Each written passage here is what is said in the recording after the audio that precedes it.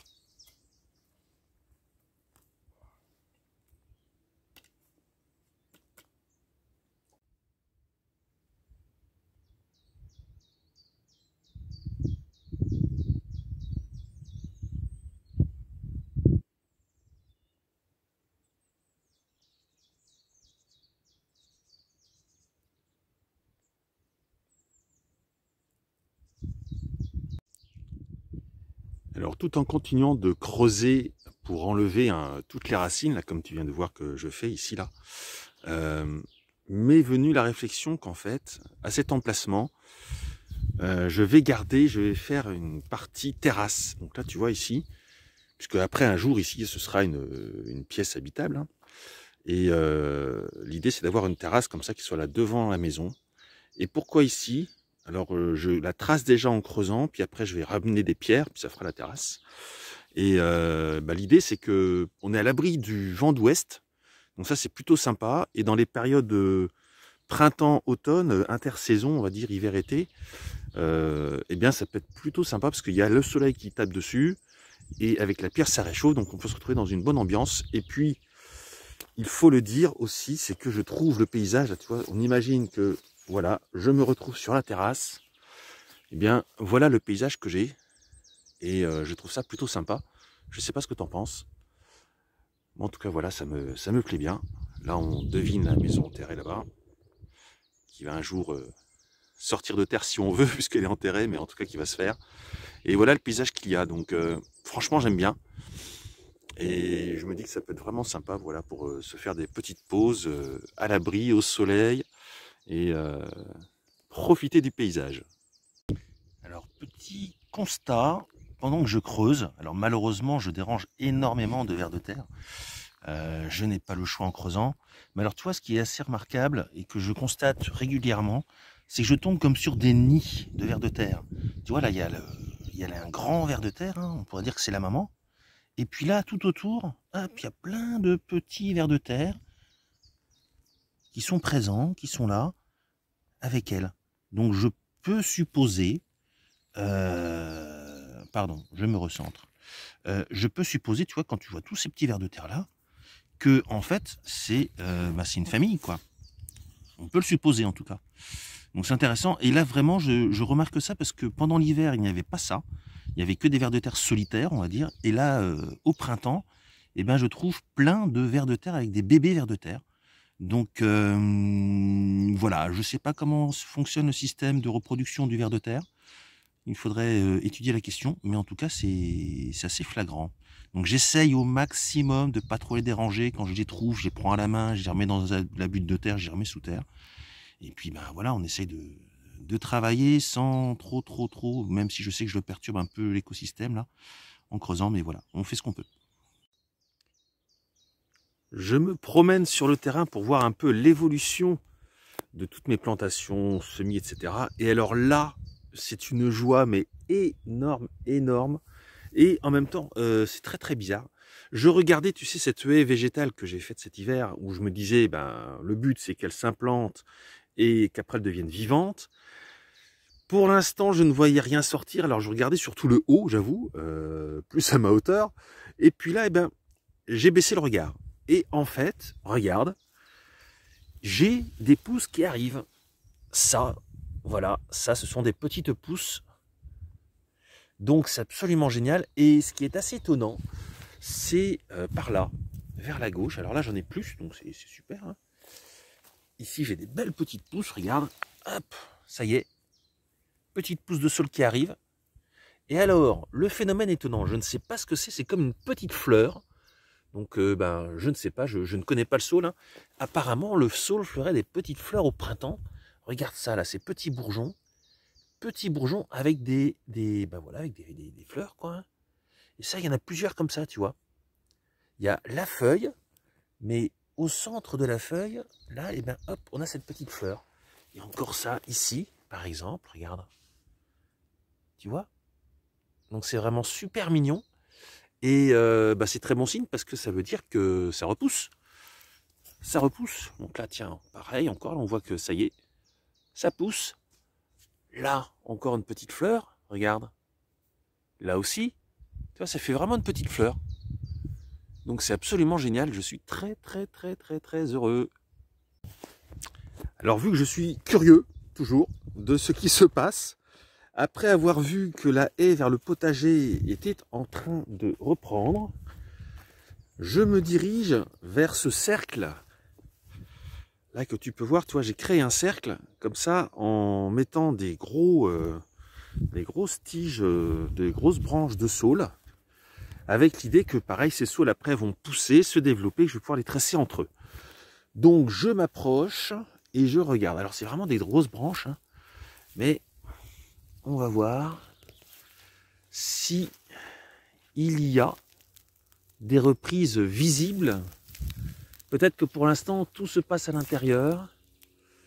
Ah, là, ici, alors, ça fait pas encore vert, mais j'ai peut-être l'espoir que ça, c'est vivant. Ah oui, tiens. Là, j'ai une petite pousse vivante en haut. Ça, c'est très bon signe. Et, ouh là, je vois le suivant. Également, alors vers le pied, je ne vois pas encore de pousse, mais là, regarde. Tout en haut, donc ça veut dire que il y a de la vie depuis le bas jusqu'en haut, au moins. Là, tout en haut, j'ai une pousse. Donc ça, c'est génial. Alors après, sincèrement, si ça ne reprend pas, si tous ne reprennent pas, c'est pas très grave. Hein. Je pourrais toujours en replanter. Tiens, super. Une pousse ici encore au suivant. Oh, c'est génial. Ça pousse. Là, je devine que c'est vivant aussi, même si on n'a pas de pousse verte. Là, ça y est, une pousse verte. Donc tu vois, quand on dit que les saules, franchement, ils reprennent bien. Tiens, là encore, en haut, tac, ici. Eh bien, c'est vrai. C'est vraiment vrai. Et là aussi, regarde, c'est génial. Et mais quasiment, en fait, tous. Hein. J'ai l'impression que toutes les branches que j'ai plantées reprennent vie. Là, pareil. Hop, c'est en train de sortir. C'est absolument super. Ben écoute, c'est vraiment très positif. Je suis très content. Là encore, tiens, là on les voit bien. Le suivant, l'avant, on le voyait aussi, mais là on le voit bien. Voilà, donc ben écoute, il semblerait, apparemment, là aussi, ça y est, on devine que là, hop, ça reprend. Là aussi, ça reprend. Bon, c'est parfait. Oups, il y a des jolies petites fleurs au sol là, regarde. Je sais pas ce que c'est des petites fleurs sauvages. Ça fait un joli parterre. On va s'en écarter pour pas leur marcher dessus. Et le premier aussi, voilà. Donc franchement, c'est génial. Toutes les tout le cercle semble avoir repris.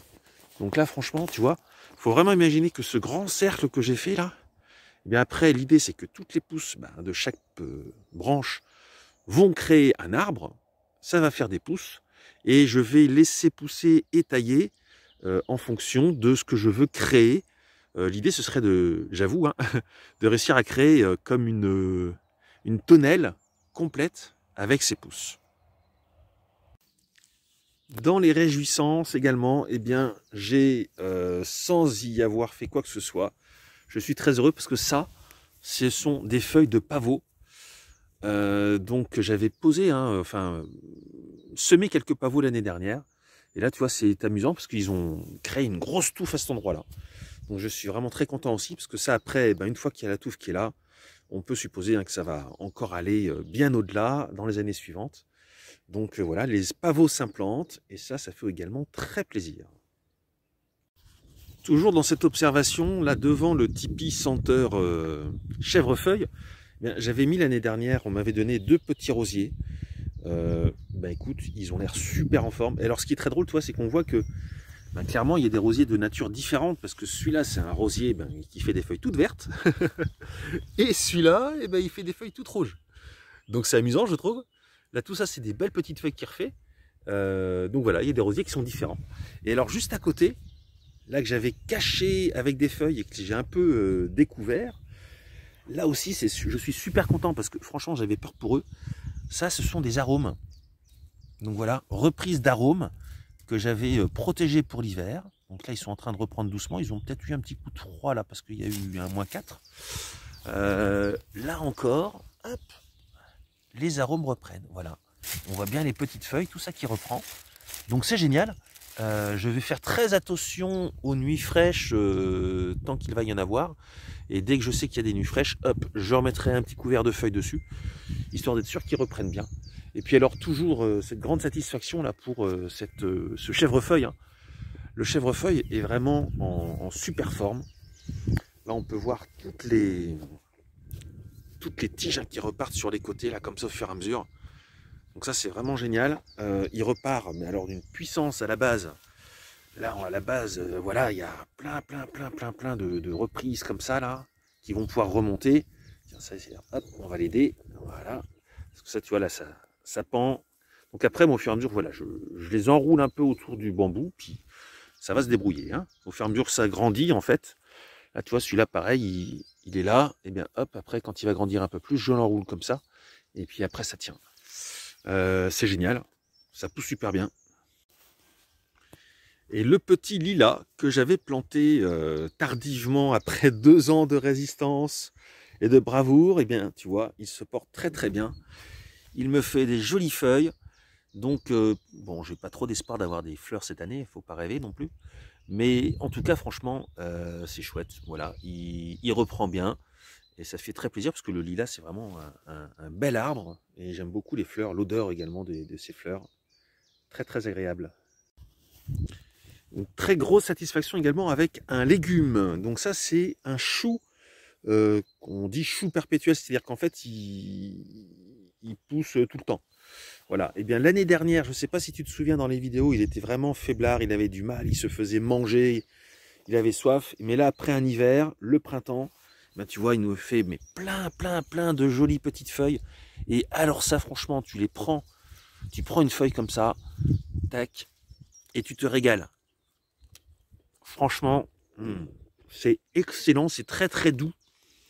Tu peux les manger crues, tu peux les manger cuites. Enfin voilà, c'est des feuilles super bonnes. Très très agréable. Donc là, ça me fait vraiment la salade du printemps, vu que je n'ai pas de salade qui pousse. Et je te partage une dernière grande joie dans les boutures. Ah non, j'en aurai encore une autre à te montrer. Là, ça c'est, après les groseilliers, je te montre les figuiers, c'est incroyable. Et ben ça voilà, c'est des groseilliers qu'on m'avait donné. Enfin, un pied de groseillier en fait, tu vois. Ça c'était un gros pied. Et donc on m'avait donné. Et puis moi je me suis dit, je vais en faire plusieurs bébés. Donc tu vois, tout ça, c'était les bébés groseilliers. Et regarde, je me demandais s'ils avaient repris. Et tu peux voir que là, voilà, il y a plein de reprises, plein de jolies feuilles qui sortent. Là j'en ai peut-être un qui n'est pas vivant. ou alors plus tardivement. Voilà. Mais là, apparemment, tu vois, ça reprend. J'ai des belles feuilles vertes qui sont présentes. Donc c'est vraiment génial. Donc ça, c'est des groseilliers rouges ou blancs, je ne sais plus. Et puis alors, juste à côté, qu'on m'avait également donné plusieurs branches et que j'avais recoupées et plantées en terre à l'automne, eh bien c'est les groseilliers à macro. Donc là, pareil, ils sont super en forme. Peut-être un qui est plus timide. Celui-là, je sais pas. Celui-là, quoique si, ça a l'air de venir. Juste qu'il est un peu plus timide, voilà. Et je vais te montrer les figuiers, c'est incroyable. Et nous voici devant les figuiers. Alors regarde-moi ça. Moi je suis mais alors ravi de chez ravi. Des belles feuilles qui se font partout. Alors il y en a qui sont plus en avance que d'autres. Hein. Et franchement, quand tu vois, tout ça c'est gratuit, ça ne coûte rien. J'ai juste pris, j'ai mis dans de la terre. Et puis ben voilà, j'ai laissé faire. Hein. Donc regarde-moi ça, ces belles feuilles que ça fait là. Et alors je sais qu'on conseille en principe de ne pas planter la première année. Mais sincèrement, je ne me vois pas, vu le nombre de boutures, entre autres, puis que je vais encore en refaire, je ne me vois pas les mettre dans des pots plus gros, même si on en récupère, hein, mais je ne me vois pas mettre ça dans des pots plus gros, puis les garder 2 ans. Je me dis que je les mettrai en terre, et en essayant de les protéger peut-être l'hiver, etc. Puis ils devraient, j'espère, passer leur premier hiver dehors. Et donc voilà, tu peux voir vraiment grande joie. Ça pousse, ça pousse, ça pousse. C'est génial. Il y a quasiment une réussite de 100%, donc c'est vraiment fort. Hein. C'est une grande joie. Voilà pour cette vidéo. Alors vraiment, tu l'auras certainement entendu. Je suis vraiment mais super content parce que, comme tu peux le constater, tu l'as vu directement sur les images, j'ai quasiment 100% de réussite sur toutes les reprises d'arbustes que j'avais récupérés, qu'on m'a donné, que j'ai planté en terre à l'automne, et sur toutes les boutures hein, que j'ai pu effectuer également avec ce que l'on m'avait donné, en groseillier, en tout, en osier, en saule, enfin voilà. Donc écoute, tout ça reprend vie, à quasi 100%, je pense qu'il y a très peu de pertes. Donc quel bonheur. Et tu vois, ça permet, parce que moi j'ai un grand terrain, quoi. Hein, il y a plus d'1 hectare quand même de prairie que je veux boiser. Donc ça permet de multiplier vraiment et d'amener de la matière, d'amener des arbres. Si certains un jour je n'en veux plus, eh bien ceux-là je pourrais les enlever parce qu'il y en aura d'autres peut-être qui seront venus. Mais en tout cas voilà, ce qui est important c'est de pouvoir au fur et à mesure ainsi et de manière gratuite, ça ne coûte rien, multiplier tous ces arbres et arbustes qu'on peut vouloir avoir sur un terrain et qui peuvent au fur et à mesure du temps également nous rendre plus autonomes au niveau de la nourriture et à tous les niveaux. Voilà, bon dimanche et au plaisir, à la semaine prochaine. Au revoir.